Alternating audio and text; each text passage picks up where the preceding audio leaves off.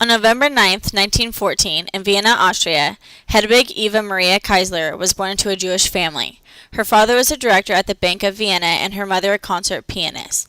At age 17, Hedwig Keisler attended Max Reinhardt's famous acting school in Berlin. And by 1933, she starred in one of her first films, Ecstasy. This film not only got her noticed by a man named Fritz Mandl, who would later become her husband, but also by MGM Studios.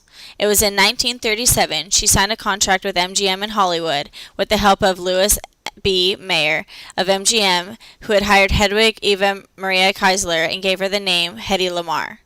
Not only was Hedy Lamarr a beautiful, talented actress, but was also an extremely intelligent scientist. Hedy Lamarr had been married a total of 6 times, her first husband being Fritz Mandl in 1933, with the marriage only lasting 4 years. Mandl specialized in shells and grenades as well as manufactured military aircrafts. He was interested in control systems and conducted research in the field. Hedy was highly influenced and picked up a considerable amount of knowledge on weaponry from his intelligence. She realized that if the frequency of radio controlling technology can be constantly changed, a technique known as frequency hopping, the torpedo would be virtually untraceable, and later on would invent the torpedo guidance system. In the summer of 1940, Hedy Lamarr met a musician named George Antheil, who would soon be her co-inventor. They began talking about radio control for torpedoes. This idea was not new, but Lamarr's concept of frequency hopping was.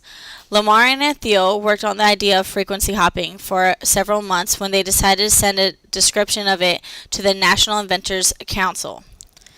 Just a few years after, in August of 1942, the pair had finally been awarded a patent for their discovery on what they called secret communication system, which later became the crutch of both secure military communications and mobile phone technology. It specified that a high-altitude observation plane could steer the torpedo from above. The original intentions of this patent was to block military enemies from blocking signals from radio-controlled missiles during World War II. They offered their patent device to the U.S. military, then at war with Germany and Japan. Their only goal was to stop the Nazis. Unfortunately, the military establishment did not take them or their novel invention seriously. Their device was never put to use during World War II. 55 years and 6 marriages later, Lamarr's story of her radio transmission invention had become widely publicized.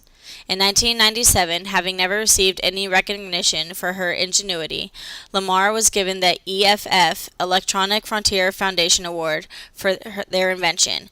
Antheil was also honored and gave Lamarr most of the credit, but he supplied the player piano technique, using a modified piano roll in both the torpedo and transmitter.